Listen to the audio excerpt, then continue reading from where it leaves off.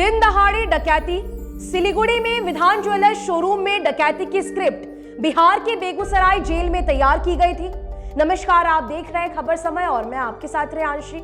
सिलीगुड़ी में विधान jewellers showroom में डकैती की घटना और उसके बाद अब तक के हुए खुलासे ने सिलीगुड़ी के व्यापारियों में हड़कंप मचा दिया है।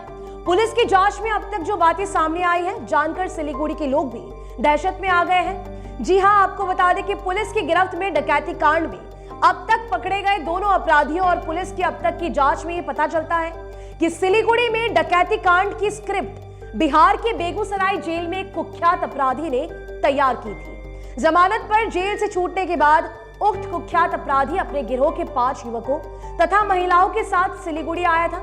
यहाँ वे सभी विधाननगर इलाके में एक किराए के मकान में रह रहे थे। बता दें कि उस मकान की मालकिन एक वृद्ध थी। वे पिछले 3 महीने से सिलीगुड़ी के विभिन्न इलाकों में घूम रहे थे। इसके साथ ही वे शहर के विभिन्न ज्वेलरी शोरूम और शॉपिंग मॉल की भी रेकी कर रहे थे। अंततः उन्होंने विधान ज्वेलर्स को अपना निशाना बनाया था।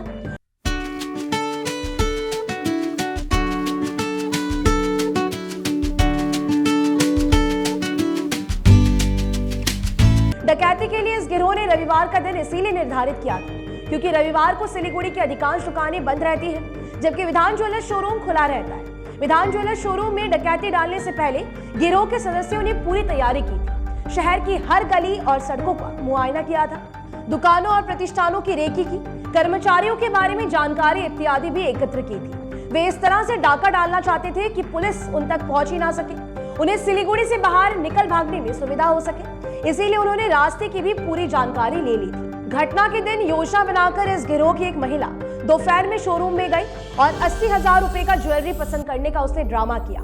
इसके बाद उसने बहाना बनाया कि वो पैसे घर भूल आई है, अभी लेकर आती है, कहकर वो शोरूम से बाहर निकल गई। लेकिन इतने ही देर में उसने शोरूम का अच्छी तरह से मुआयना कर लिया था। शोरूम से निकलने के बाद उसने ये बात अपने गिरोह के सदस्य को बताई। इसके बाद दूसरी महिला और 2 युवक शोरूम में घुसे। फिर बाकी सदस्य भी शोरूम में घुस गए और डकैती की घटना को अंजाम दिया। इस डकैती की घटना में 11 करोड़ रुपए से अधिक के गहनों की डकैती हुई है। राजस्थान और बिहार के जो 2 अपराधी इस मामले में पकड़े गए हैं, उन्हें पुलिस ने सिलीगुड़ी कोर्ट में पेश करके 7 दिनों के रिमांड पर ले लिया है, जहां उनसे पूछताछ की जा रही है।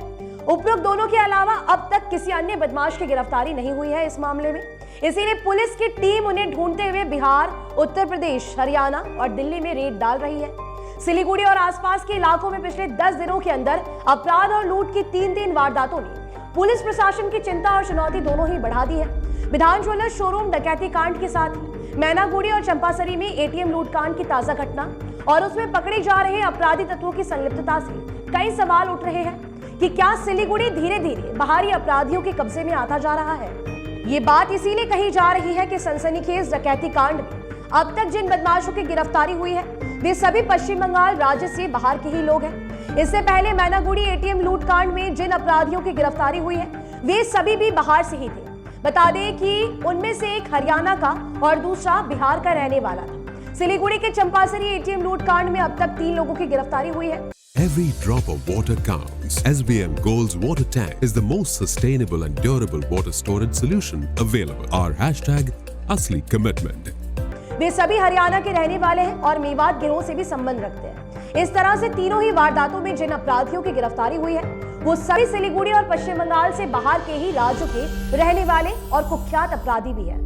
सिलीगुड़ी मेट्रोपॉलिटन पुलिस के डीसीपी ईस्ट राकेश सिंह ने भले ही स्पष्ट तौर पर कुछ नहीं कहा हो, परंतु ये सभी घटनाएं बता रही है कि राज्य से बाहर के अपराधी सक्रिय हैं। इसीलिए प्रशासन के लिए भी एक गंभीर चुनौती है। भविष्य में ऐसी घटनाओं को रोकने के लिए प्रशासन क्या कदम उठाता है, ये तो पता नहीं, परंतु वक्त का तकाजा है कि शहर में सुरक्षा व्यवस्था को और भी मजबूत किया जाए। लूट और डकैती की इन घटनाओं में जांच नतीजे क्या आते हैं, ये इंतजार करना होगा। लेकिन उससे पहले पुलिस प्रशासन को शहर में आने वाले बाहरी लोगों की पहचान से संबंधित कुछ ठोस योजना भी बनानी होगी। अब तक के सुराग बताते हैं कि हाथ कंगन को आरसी क्या, जिस तरह से बाहरी अपराधी सिलीगुड़ी में आ रहे हैं, अगर पुलिस प्रशासन ने उनकी शिनाख्त के साथ ही उन पर नकेल कसने की कोई कारगर रणनीति तैयार नहीं की, तो ऐसी घटनाओं की पुनरावृत्ति होती रहेगी। पुलिस प्रशासन को यह साबित करना होगा कि सिलीगुड़ी में अपराधियों के लिए कोई भी जगह नहीं है। फिलहाल अपना ध्यान रखिएगा। आपको बता दें कि आपके लिए खबर हमारे प्रतिनिधि सुरेंद्र श्रीवास्तव द्वारा लिखी गई है। और भी लेटेस्ट अपडेट्स पाने के लिए देखते रहे खबर समय। आप हमारे खबरों को YouTube पर भी देख सकते हैं। हर समय खबर समय। धन्यवाद। Hi, this is Chef Ranveer Brar, and I'm here to tell you that also gives me the license to guarantee you brilliance on behalf of IIHM. Join International Institute of Hotel Management